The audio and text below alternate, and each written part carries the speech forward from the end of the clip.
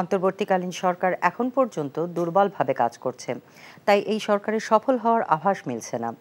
Centre for governance স্টাডিজের আলোচনায় এসব মন্তব্য করেন বক্তারা। এখনও সংস্কারের কোনো রূপরেখা আসেনি জানিয়ে রাজনীতিবিদ ও বিশিষ্টজনরা আরও বলেন, জনগণের প্রত্যাশা উপলব্ধি করতে পারছে না এই সরকার। এ সময় অন্তর্বর্তীকালীন সরকারের উপদেষ্টা সৈয়দা রিজওয়ানা হাসান বলেন, সব জায়গায় ফ্যাসিবাদের দোসররা আছে, তাই রাতারাতি পরিবর্তন সম্ভব হচ্ছে না। হাসানুল শাওনের রিপোর্ট। যারা দুঃসময়ের কণ্ঠস্বর ছিলেন তাদের স্বপ্ন ও বাস্তবতার হিসেব কষতেই centre for governance studies CGS এর এই আলোচনা। রাজধানীতে বিআইআইএসএস অডিটোরিয়ামে আলোচনার বক্তারা তুলে ধরেন বিগত সরকারের সময়কালে নানা জুলুম আর নিপীড়নের খতিয়ান। তুলে নিয়ে বন্দি রাখবে কেন এভাবে মাসের পর মাস, বছরের পর বছর? ফ্যাসিবাদের দোসররা এখনো সক্রিয় জানিয়ে বক্তারা বলেন, স্বৈরাচারের আমলা দিয়ে রাষ্ট্রে পরিবর্তন আনা সম্ভব না। প্রত্যেকের চাহিদা মেটাবেন এই প্রত্যাশা আমাদের সবার মধ্যে আছে। এই প্রত্যাশাকে গিয়ে এই গভর্নমেন্ট ধারণ করা দূরের কথা ভাই, ওনারা কি উপলব্ধি করতে পারেন যে এতগুলি চাহিদা আমাদেরকে ঘিরে হচ্ছে? আমার কাছে মনে হয় নাই।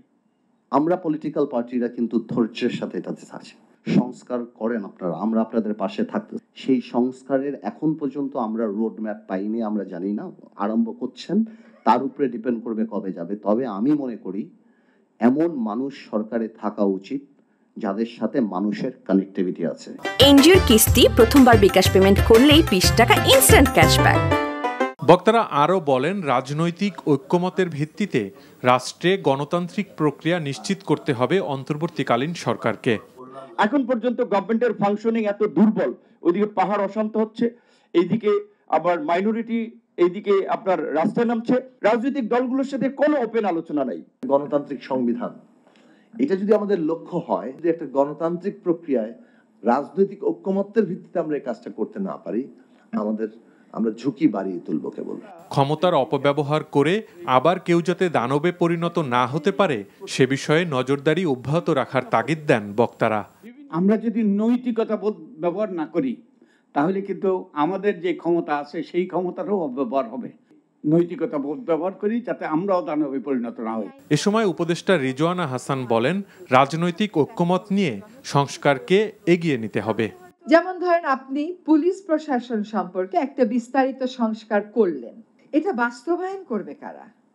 যে লোকগুলো বাস্তবায়ন করবে তারা তো প্রায় সকলেই রয়ে যাচ্ছেন। সমাজের প্রতিটা জায়গায় যখন ফ্যাসিজমের দোসররা একেবারে গ্রথিত অবস্থায় আছে, সেখানে ওভারনাইট সবকিছু টান দিয়ে চেঞ্জ করে দেওয়াটা সম্ভব না। অন্তর্বর্তীকালীন সরকারকে জনগণের প্রত্যাশা পূরণে আরও সক্রিয় হওয়ারও তাগিদ দেন আলোচনার বক্তারা।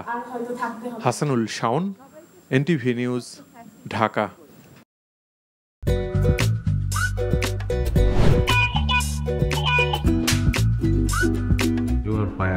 লোকটা একটু মেন্টাল।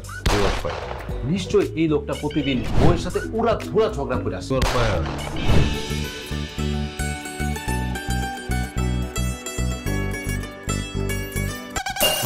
এটা কি? হ্যাঁ, এটা কি পেঁপের জুস নাকি ভাতের মার? করলার জুস আবার কেন? কালকে কেন? ডাক্তার তোমাকে 3 বেলা খেতে বলছে, আমি সেখানে 1 বেলা দিচ্ছি। 3 বেলা করে দিব? আমার অপরাধটা কি ছিল? কি অন্যায় করছিলাম আমি? এরকম চিৎকার চেঁচামেচি করলে সোজা দারোয়ানের রুমে পাঠিয়ে দিব।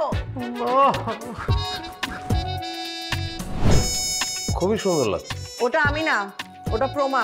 আসসালামু আলাইকুম দুলা ভাই, কেমন আছেন? ডার্লিং, আসো, তাড়াতাড়ি আসো।